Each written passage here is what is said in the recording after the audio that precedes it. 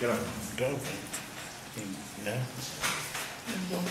Então nós vamos ler hoje, estamos em Mateus capítulo 17, versículo 14, mas nós vamos fazer um pequeno comentário do versículo 1 ao versículo 13, porque está tudo muito interligado, tá? No versículo 1 ao versículo 8 é a transfiguração. Jesus sobe ao monte, leva com ele João, Pedro e Tiago e transfigura-se, se torna um sol, quer dizer, se mostra como ele é o Espírito Jesus, tá? Lá aparece Moisés e Elias. Olha só, se Moisés e Elias aparecem, tem uma mensagenzinha já aí. A mensagem é o seguinte: quem criou essa história de é proibido conversar com os mortos? Moisés, por causa do abuso da época. É utilizado de formas incorretas. Pois é. E Moisés está justamente lá, tá? É uma forma assim, simbólica, indireta, de falar: olha, é proibido para bobagem, para coisas sérias não. Jesus não estava ali brincando, nem o próprio Moisés, né? E o Elias também representa um dos maiores profetas de Israel, e há um outro simbolismo aí também, que nós vamos ver na segunda parte aqui, que é a vida do Elias. Muito bem, quando Jesus desce após a transfiguração, Moisés vai embora, os discípulos tiveram medo, nós comentamos sobre isso na aula passada, sobre essa questão do medo. Jesus toca nisso e fala: não tenhais medo, quem está com ele não deve ter medo. A questão da fé, tá? Ele fala uma coisa bem importante, para todo mundo. Ele fala, essa questão não tenham medo, Depois ele vem e continua aqui no versículo 9 ao versículo 13, a vida de Elias. Apesar de ter acontecido isso tudo, essa transfiguração, viram Moisés, viram Elias, os discípulos ainda demonstravam uma pequena dúvida. Será que o Jesus realmente é o Messias, é o enviado? É aquele que as profecias todas falavam? Será que é ele mesmo? E faz uma pergunta, que na época havia sempre esse comentário: olha, quem vai abrir o caminho para o Messias é o Elias. Onde está isso? Em Isaías, há a profecia de que virá, alguém, vai ser que está lá, endireitai as veredas do Senhor, E esse que vinha endireitar as veredas do Senhor, Malaquias, mais à frente, que é o último profeta do Antigo Testamento, afirma que é o Elias. Então, em cima disso, todos falavam: Elias vai vir primeiro. Mas ninguém viu Elias. Ninguém viu Elias. Aí Jesus vai falar, quando perguntaram a Jesus,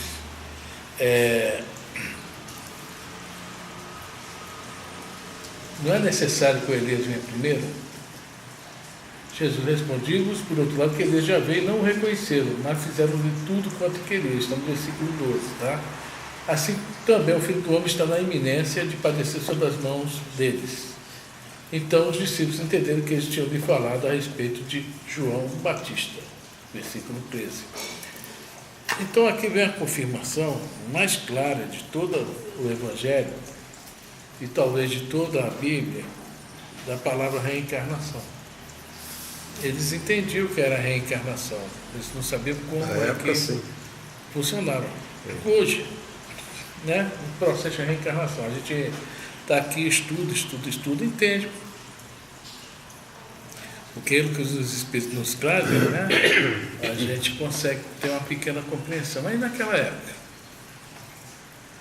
como é que aquela rapaziada, sem ia ter uma noção? Tanto que no Evangelho de João, naquele encontro de Jesus com Nicodemos, no capítulo 3, Nicodemos pergunta: Nicodemos era um mestre. Como é que eu posso vir, a entrar no ventre da minha mãe de novo? É uma pergunta muito interessante. E um desses evangelhos, 4, não me lembro qual é, também pergunta a João Batista: você é o Messias? Ele não. Você é o Elias? Ele não. E muita gente bate em cima dessa tecla e fala: não, ele mesmo fala que ele não é Elias. Mas nós sabemos que a reencarnação, né, cada vez que nós vimos, é uma nova roupagem, né, nós temos uma nova personalidade. A peça é uma peça teatral. Nova persona. É uma nova persona. Tá? Mas Jesus fala até uma coisa muito interessante aqui também, né? No versículo 9: não contem a ninguém essa visão, até que o Filho do Homem se levante dos mortos. Porque muita gente não estava preparada para isso, assim como não estavam conhecendo ainda a palavra reencarnação com mais profundidade, né? É como se Jesus falasse para eles: olha, vocês não se preocupem, porque para me seguir, né, não é um fenômeno que vale. Eu quero que me siga com o coração, ou seja, com o aprendizado do que eu estou deixando aí, com ensinamentos. Né? É isso que Jesus quer falar. Porque senão todo mundo ia seguir ele, porque curou, tererê, pará, transfigurou. E não é isso que Jesus quer. Até para nós isso. Ele quer, né, que a gente o siga porque pela sua exemplificação. Levantar os mortos aí, algumas religiões se apegam a isso e diz: quando Jesus voltar, aí sim nós vamos ver pessoas. Eles se apegam muito nisso. Não vou dizer quais são as religiões, mas são religiões. Jesus pode voltar num dia que a gente agora tem condições, né, vibratórias para ele vir. Não vai ter necessidade dele voltar se nós tivermos já com bastante capacidade moral, né?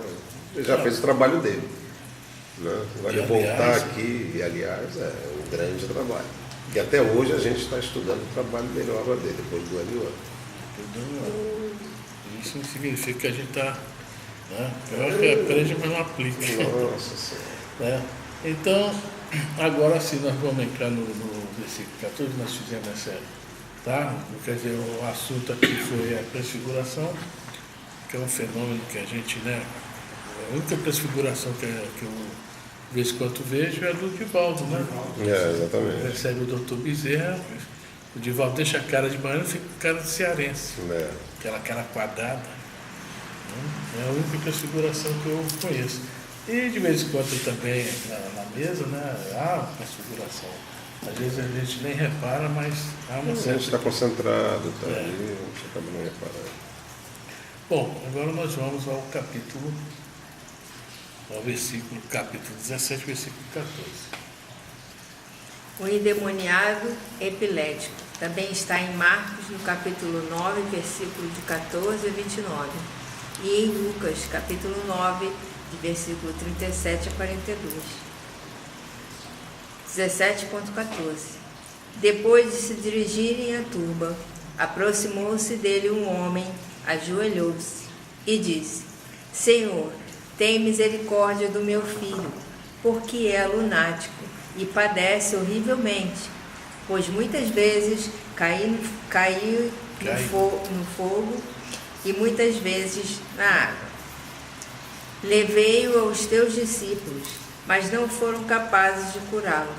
Em resposta, Jesus disse: Ó geração incrédula e pervertida, até quando estarei convosco? Até quando vos suportarei? Trazei-me aqui ele. Jesus o repreendeu e o daimon saiu dele, e o menino foi curado a partir daquela hora. Então, os discípulos aproximaram-se de Jesus em particular e disseram: Por que não fomos capazes de expulsá-lo? Disse-lhes: Por causa da vossa pouca fé. Amém vos digo que se tiverdes fé como um grão de mostarda, direis a este monte: Muda-te daqui para lá, e ele se mudará, e nada vos será impossível. Mas esta espécie não sai senão mediante oração e jejum. É uma passagem muito interessante. Aqui está falando que em Marcos também ela está. Vamos dar uma olhadinha lá em Marcos, que ela está mais completa em Marcos. Capítulo 9, versículo 14 a 29.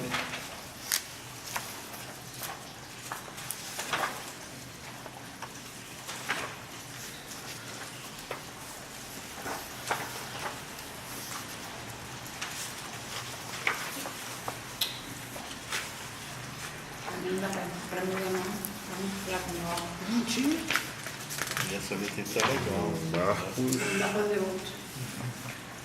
Marcos 9, 14 a 29. Achou? Está na página 204 que tem esse livro aqui. Pode escutar, não pode? Pode, claro. Fique à vontade. Acho que não tem outro com livro maior. Desse aqui eu acho que não é menor do que daquele. Então, aquela ali está bem viva, aquela ali. Desse quem está nesse livro aqui, do Haroldo Dutra, é 204 páginas. 204. Tá? Achou, Peri? Você achou aí? Achou? Pode ir. Ele não achou. Achou? Sim, eu achei. Marcos, o endemoniado epilético, 9,14.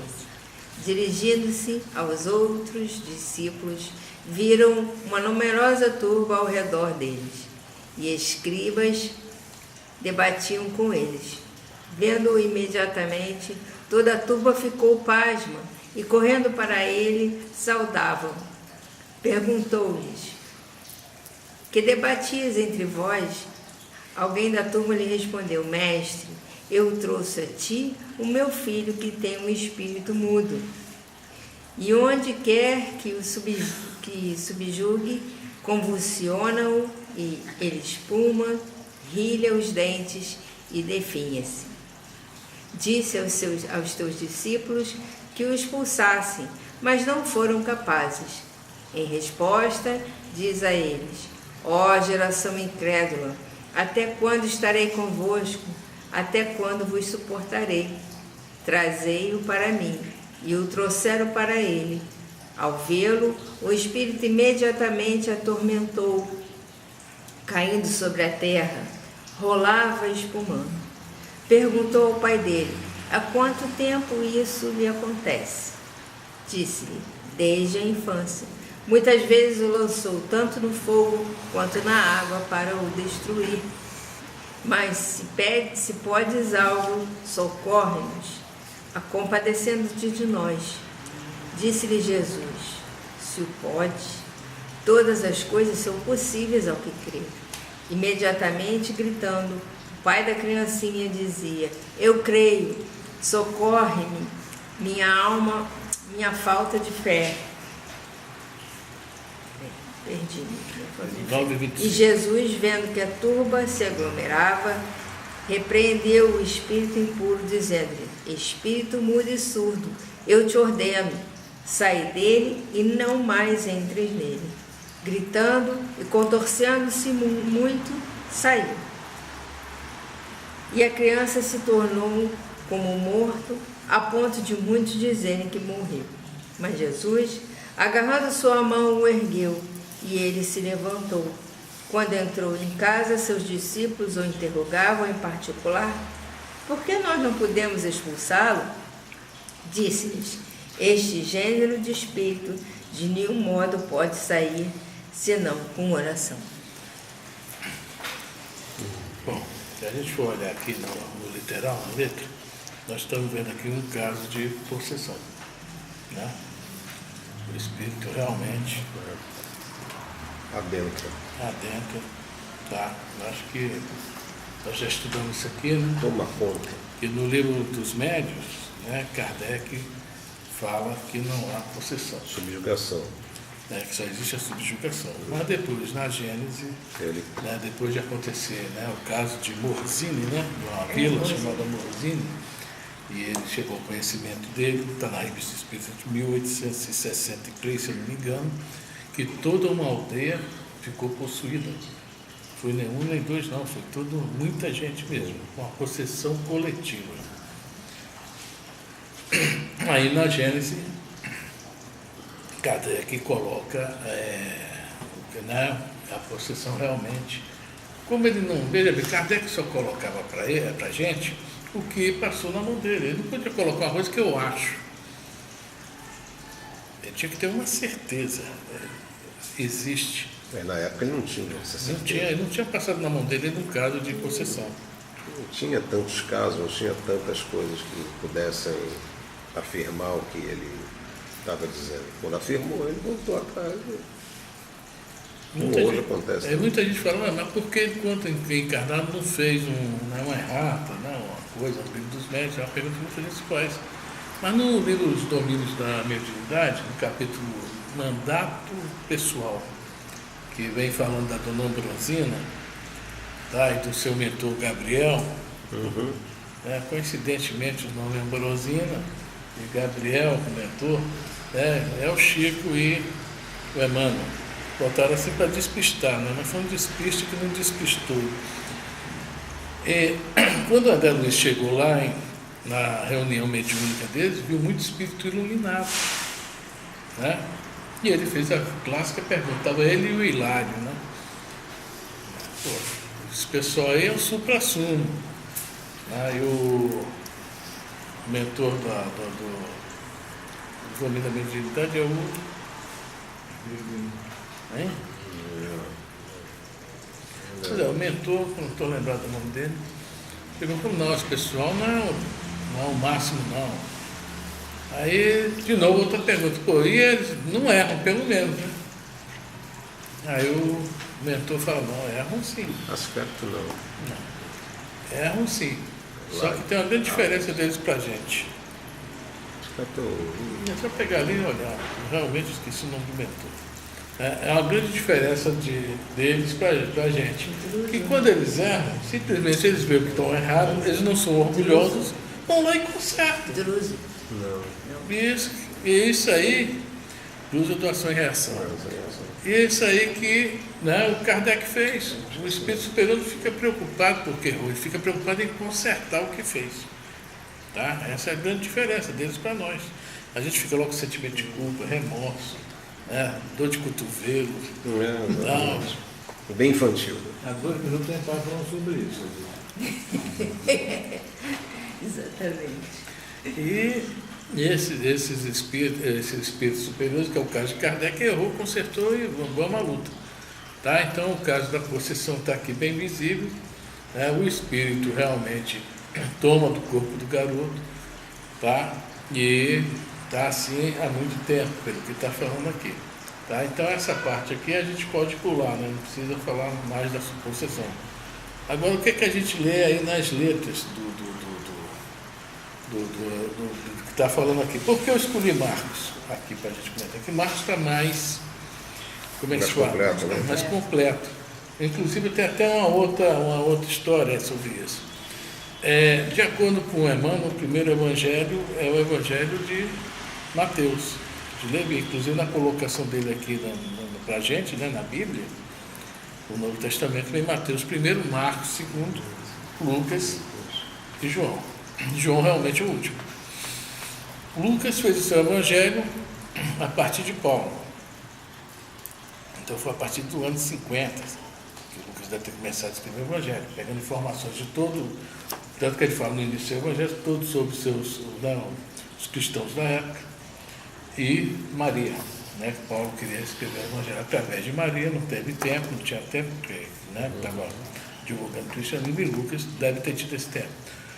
Marcos, ele escreveu o seu evangelho através de Pedro aqui, e outros, né? Mas Pedro foi o que mais, talvez Pedro tenha sido lembrado de mais detalhes desses ensinamentos. E Mateus estava lá pessoalmente. O seu evangelho ele assistiu, foi lá e mandou ver. Né? Mas porque a gente pode ter, assim, que o Emmanuel colocou no livro Paulo Estevam como Mateus, o primeiro evangelista. Foi Mateus que deu quando Gamaliel foi visitar a Casa do Caminho, ganhou uma cópia do Evangelho de Mateus, né, do Pedro. E Paulo também foi em cima do Evangelho de Mateus, que Paulo, né, foi estudar lá no deserto, no oásis de Dana, no deserto, durante 3 anos, e aprendeu ali a trabalhar em cima. Porque na época, se a gente for pegar o livro Paulo Estevam, Marcos é o sobrinho de Barnabé. A primeira viagem de Paulo, ele faz junto com Barnabé. Isso. E Marcos vai e rói a corda. Não aguentou o sufoco. Se é brabo hoje, imagina naquela época. Hoje é bomba, né, que solta lá no Oriente Médio. Né? Imagina naquela época. Né? Então Marcos era um garoto ainda. Ele era novo. Não me lembro a idade que a irmã não fala, se é 17 anos, um negócio assim.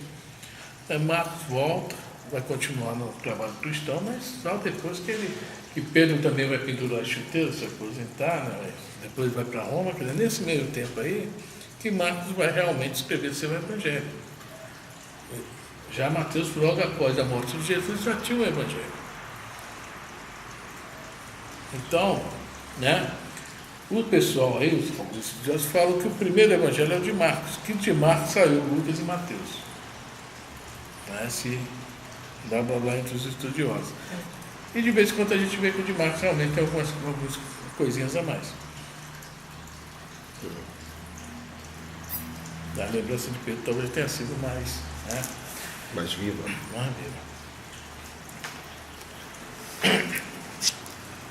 Há umas coisas aqui interessantes, que quando Jesus está aqui, no versículo 14, dirigindo-se aos outros discípulos, né, que ele estava com 3, chegou aos outros, viram a turma ao redor dele. Os escribas debatiam com ele. O que será que os escribas estavam debatendo com os discípulos? Deveria ser essa questão do lunático. Estava debatendo e tal, né? Deviam estar falando, como sempre é o nosso costume, né? Vocês não são de nada, vocês estão afurados, fez uma história. Por aí. Concorda ou não? Tinha um motivo de um debate. E que nós estamos vendo aqui que eles não conseguiram arrastar o rapaz, né?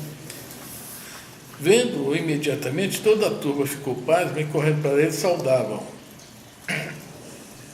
Pastorino acha que Jesus, quando desceu, ainda trazia algum vestígio da sua cidade, dessa transfiguração. Diz que aconteceu alguma coisa ainda assim, passava por ele. Talvez assim o clima, a vibração, alguma coisa que todo mundo, quando viu, está aí, todos soldados, né? Era algo diferente também. Não entenderam. Mas senti que havia algo de diferente, né? Perguntou-lhes então, o que debateis entre vós? Aí vem o assunto. Está vendo que alguém vai chegar? Alguém da turma respondeu, mestre, eu trouxe a ti o meu filho que tem o espírito mudo. Aí a gente vai entrar nessa questão do espírito mudo. Se a gente lê no Antigo Testamento, a gente vai ver muito falar que, no caso de Israel, que significava a humanidade, né? Está mudo e surdo, está cego. Então, um espírito mudo é um espírito que não está todo mudo, é mudo devido à surdez, né? Não tem caso de acidente, etc. Mas de nascença. É mudo porque ele não escuta a sua própria voz, então não consegue falar. Então, se é surdo e mudo, o que é que tem aí saber? Está surdo e mudo, está fechado com as leis divinas. Está fechado. E um espírito desse, geralmente, É obsediado. sofre muito. Porque é muito falado aqui, né? A gente é obsediado não porque que eles querem nos obsediar, a gente deixa ser obsediado. A gente abre os canais, abre as portas. Então, a mesma coisa com ele, está mudo e surdo para leis divinas. Então, ele também não consegue exteriorizar isso. Se ele não sabe, ele vai botar como em prática. Meu filho, é boa sorte. É isso aí. A sorte dele mesmo. Justamente isso. Fala alguma coisa. Ele é mudo e surdo. Mudo e surdo? Ele é mudo e surdo. Pelo menos ele falou, viu? Ele é mudo e surdo. O pior é ficar mudo e surdo. Ana Lúcia. O quê? Viu? Presente. Está Não, presente. Eu estou presente. Vocês estão tão calados. Eu estou estranhando. Um assunto desse profundo. Não, eu já tive vontade de fazer várias perguntas, mas não quis atrapalhar. Mas é para fazer. Por causa da gravação. Por causa da gravação. Faça o coloquial. Mas é para fazer a pergunta. Não é estudo, é um monólogo. Exatamente. Não é um monólogo, não é um monólogo. Aqui. Se Participe. tem alguma dúvida, quer saber alguma coisa, se eu puder. Não, quando você falou sobre essa perseguição dele sofrer esse ataque epilético, isso que era desde criança, aí vou perguntar agora, se isso tem alguma ligação a outras vidas deles, entendeu? Qual foi o compromisso, né? É isso que eu estava interessada em saber. Isso. Só tem. Entendeu? Só tem. E até e uma outra coisa seria a dificuldade das pessoas que o pai pediu socorro e não conseguiu fazer nada. Você está entendendo? Exatamente, você fez uma pergunta muito interessante. Se era desde criança, então isso já vinha desde Já lá vinha, atrás. né? Foi a primeira coisa que eu... Isso, vinha lá de lá de trás. Jeito. Porque o acaso não existe. Heredidades. O acaso não existe. Você sabe que uma pessoa epilética, em 90 e pouco, vamos botar 95% dos casos, é obsessão. E essa epilepsia, então, acontece para que elas não tenham como se defender, Afrânio? Não é questão que não tem como se defender. A Ficar questão mais fácil o intercâmbio? esse espírito é muito devedor. Tá? Ele vem numa situação que ele tem que começar, de repente, quem sou eu para falar, mas vamos lá, passar por aquilo que ele provocou. Ou seja, ele fez muita gente sofrer. Ninguém sofre por um acaso. Houve motivo, e forte. Né? E ele não está esquecido. Se ele tivesse esquecido, ele não tinha reencarnado. Estaria lá nas trevas sofrendo. Né? Tanto que no livro O Deus da Vida Eterna, a pessoa está pedindo, pelo amor de Deus, para reencarnar. Porque é sempre uma alívio, né? A Sexta-feira. reencarnação é sempre um alívio. E existem reencarnações aqui que isso tem, por exemplo, se você pegar o livro Ação e Reação, teu Sabino, que é um anão, a reencarnação para esconder ele.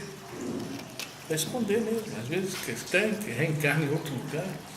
Para ele ter uma folga, para estar tipo uma respiração. Para conseguir fazer alguma coisa, dar um avanço, né?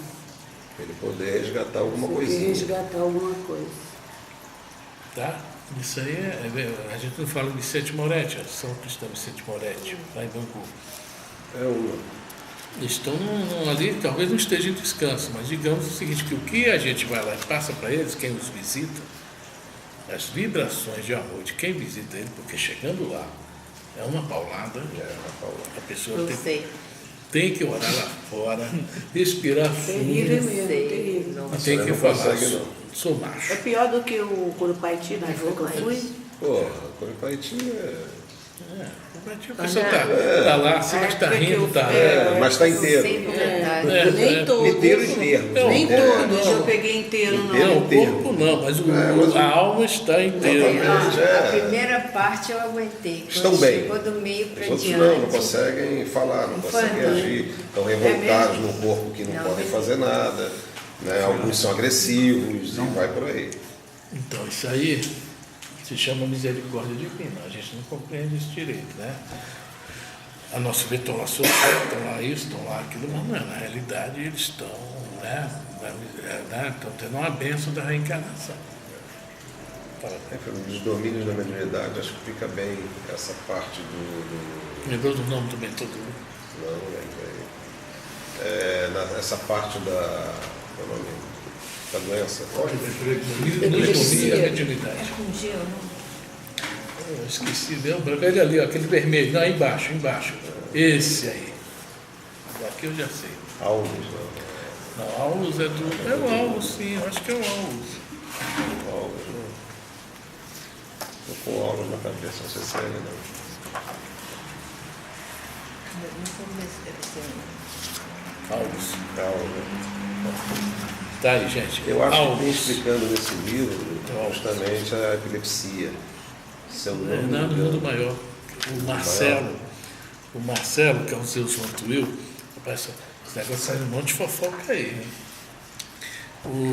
O Chico, quando escreveu, isso está no Tem um livro Que eu acho que tem ali também. Tem um livro aquela mulher, aquela de São Paulo, que chama Médium. Ela escreve um livro que são as cartas de Chico Xavier para aquele Freitas, que era o Vantuil de Freitas, que era o presidente da FEB. Tá? Eu vi uma troca de correspondência durante 21 anos, se não me engano, que ele foi presidente da FEB. E o Vantuil tinha um filho chamado Zeus Vantuil. E quando lançou o livro No Mundo Maior, o Chico, na troca de correspondência, o Zeus Vantuil, quando leu o livro, Chico, o Marcelo, o Marcelo é o Zeus, estava muito claro para ele, não para a gente que está de fora. Né? E o Chico confirma que realmente. E o Zeus Vantuil, agora se a senhora não estiver passando bem. Não. Tá? Eu estou passando bem. Tudo bem. Tô legal. Se o Zeus Vantuil, ele tinha um caso de epilepsia, que quando os espíritos inibidos dele chegavam, ele desmaiava, né? O corpo Eu sei que é uma proteção. Ele saía Exato, fora. É isso aí. Isso aí que eu queria lembrar. Mas não estavam nem próximo, não. Só a vibração dos espíritos. Deixava o corpo sair fora. Deixava o corpo sair fora. É isso aí mesmo. Né? E foi feito um trabalho que ele desencarnou agora, em 2016. E ele conseguiu praticamente se curar através de remédio e espiritismo. Né? Se tornou um escritor espírita, né? Tem alguns livros da fé dele. Então a epilepsia, em 90 a 95% dos casos, é fugada. Eu tenho um sobrinho que tem isso. Né? Alguns casos pode ser o seguinte, que houve algum problema, alguma doença, alguma coisa que danificou as Do células. nada, todo mundo quando Mas eu acho que na até sala, diferente. de repente ele me cai por dentro, já todo sujo, galhado. Aí, E pá, meu cunhado botando a mão na garganta, na língua dele. puxando a língua. Mas, Do nada. Aí começaram a dizer que ele comia muitos estudos, que ele tomava muita a Coca-Cola. senhora já experimentou botar o nome dele aqui na quinta-feira? É bom, né, Pedro? Seria bom. Traz o nome dele para quinta-feira aí. É. Aí ensinaram a minha irmã a rasgar a roupa dele todinha, passar barba e tacar fogo, jogar em algum mar. Isso é simpatia, acho que é simpatia. É epilepsia. Ela vem Mas aparecendo. nunca mais deu, entendeu? Mas ele não deixa de tomar o remédio dele. A epilepsia vem aparecendo assiduamente. Aí vocês estão falando isso e Vou apertar teu pescoço. Vou dar uma de epilético. falam, Você não deixa. pode falar. A epilepsia foi a mediunidade lá atrás mal trabalhada. Aí ela vem com uma abertura aqui maior para o cara se tocar. Porque ele não trabalhou a mediunidade lá. Entende? Então é um resgate. Ela veio naquela de mostrar ao cara como é que é. Tu não trabalhou, tu ganhou lá atrás de montão, de mão beijada a tua mediunidade, para que você pudesse melhorar-se. Você se piorou o ser. Né? Então aquilo que você ganha de mão beijada, né, e não usa, não trabalha, pode te dar problema no futuro. Né? A gente pega aí, vamos pegar 10 garotas aí na rua. A mediunidade é aflorada. Pô, não frequenta uma casa espírita, não faz uma caridade, não faz amor, não trabalha esse lado.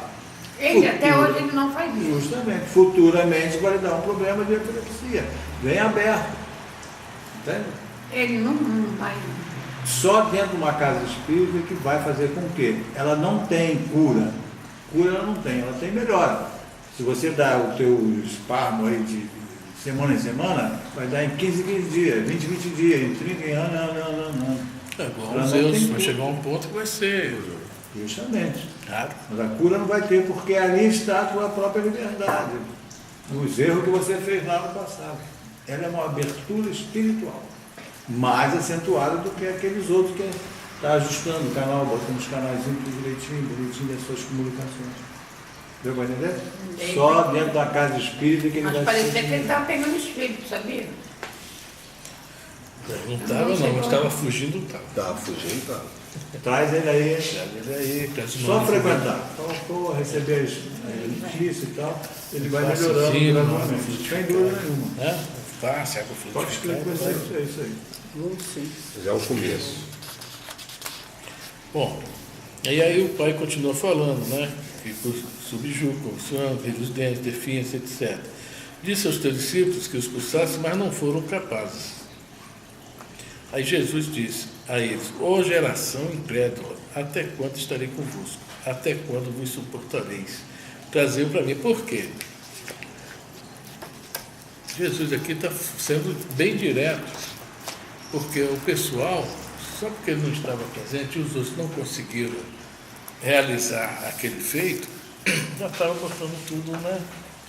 Somos nós, né? Estava se entregando. Então, Não está com nada, viu? Né? O Fluminense ontem empatou, isso aí Flamengo começa a criticar. perdeu. Ninguém está lá vendo o esforço que os caras fizeram, né? A gente está brincando aqui, mas a gente não está medindo o esforço que foi feito, no caso aqui pelos discípulos, para que a criança fosse curada, fosse, né? Que o espírito fosse, né? Pelo menos afastado. Aí já começa a crítica, isso é, né? E aquela casa é fraca, né? Essa é uma crítica, a gente escuta muito. E tu tá lá na Maria, e aquilo lá, a casa é fraca. Por quê? casa fraca É inerente ao ser humano. casa fraca é um negócio muito estranho de falar. Eu também acho. Casa aquele médico é muito fraquinho. É muito fraquinho, não ouve, não vê, não fala. Então sou eu. Eu sou, né? O médico não ouve, não vem, não fala comigo mesmo. Né? Eu sou da Etiópia. Não fala muito. Nós estamos que nem aquele macaquinho, né? Não falamos, não ouvimos Nada. Né? Fala para a porta escuta, mas nós não. Não adianta nada. Então, isso aí realmente, a gente tem essa mania aí da crítica, do julgar. Não, a gente não está no lado de lá. Será que esses discípulos não tiveram se esforçado, se empenhado? Exatamente. Não. Com Porque certeza. no esforço e empenho nem sempre quer dizer que vai dar resultado. Às vezes a gente se empenha ao máximo e não consegue resultado. É que nem o Sandro fala, né? Tem 2 filhos. Um é inteligentíssimo, né?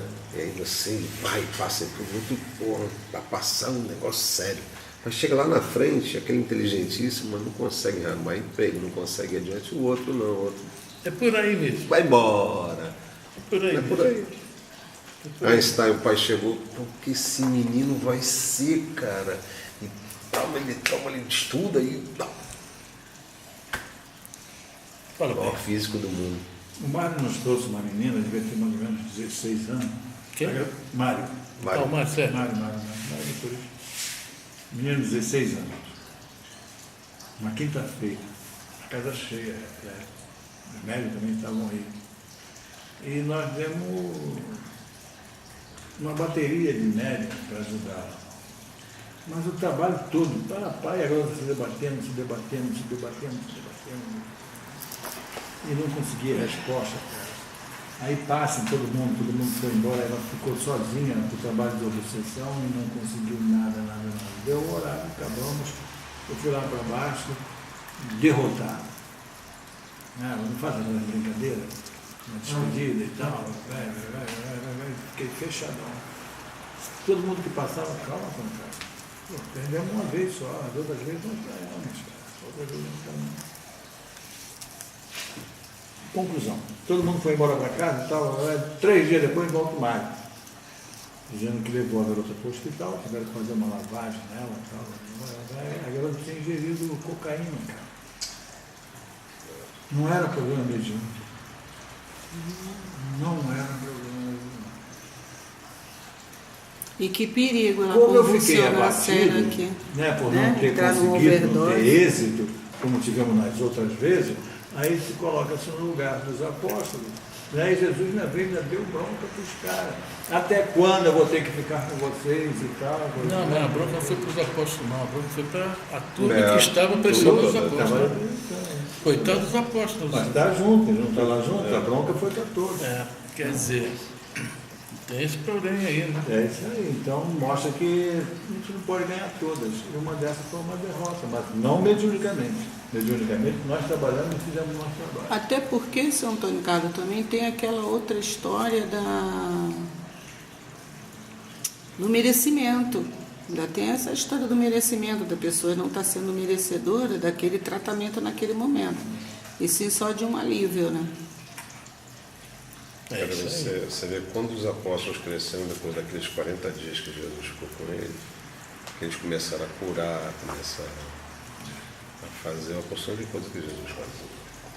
Idioma, falar, línguas estranhas. Então,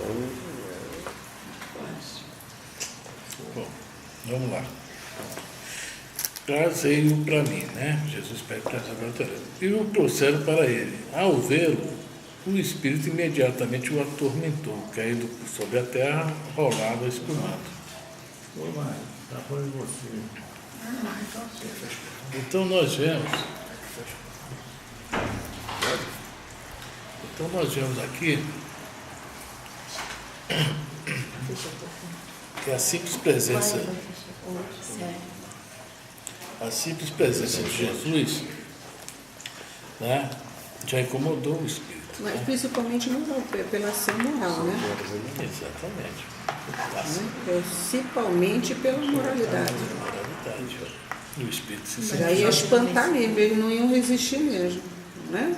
Jesus extremamente límpido, né? Exatamente. Então, mas é uma pergunta aqui, né? Jesus perguntou para ele: há quanto tempo isso lhe acontece? Ele disse: desde a infância. Então, nesse detalhe aí que você falou, desde a infância. O comprometimento era muito mais sério Era ainda. anterior. Era anterior. Mas aqui tem uma mensagem muito interessante aqui. O espírito era surdo-mudo. Ele entende as leis de Deus. Tá? E Jesus pergunta: desde quando isso acontece? Desde a infância. Desde a infância. Então, nós temos aí uma questão, veja bem, muito profunda. Desde a infância é o quê? Um espírito imaturo. Por isso que ele vem sofrendo esse problema aí, tá? Né? Ele vem errando, é um espírito infantil. Nós que passamos por essa fase, nós ainda somos infantis em muitas coisas. Porque se desde criança tu imagina a quantidade, o comprometimento. Então, mas desde a infância você está falando, é a infância do espírito. Do espírito, eu estou entendendo. A Do infância espírito. Não, eu física, entendi. Do Mateus, espírito capítulo mesmo. 7. Marcos capítulo 9, versículo 14. 14 ou 29. 14, 29. E essa infância do espírito também ele está falando também sobre muito poucas reencarnações também, ou não? Não, Fábio? não tem nada a ver. O Marcos. comprometimento mesmo, ponto, né? Porque veja bem, procura o capítulo 9, versículo 14. Nós falamos aqui na sexta-feira, você está vendo na sexta? Sobre a queda do homem. Né? E lá no Gênesis, capítulo que nós vimos, foi o 3, né? Se não me engano, foi o 2, foi o 1, não, 3. Né? 2, eu acho que O que é que fala? Que quando, né, a serpente pede para comer a semente, vai se tornar igual a Deus. Então, como espírito infantil, ignorante, poderíamos tomar um caminho correto, mas nós somos muito influenciáveis e influenciados, nós preferimos o caminho do que parece ser mais, né, mais fácil, o caminho das tentações. Então, estamos aí vendo, é um espírito infantil. Mesmo ele tendo alguma inteligência, ele se deixa, né? A criança não é fácil de iludir, o adulto não. Não é isso? O adulto, peraí, tem alguma coisa, tem muita, estou me oferecendo demais. Isso acontece no nosso dia a dia. Né?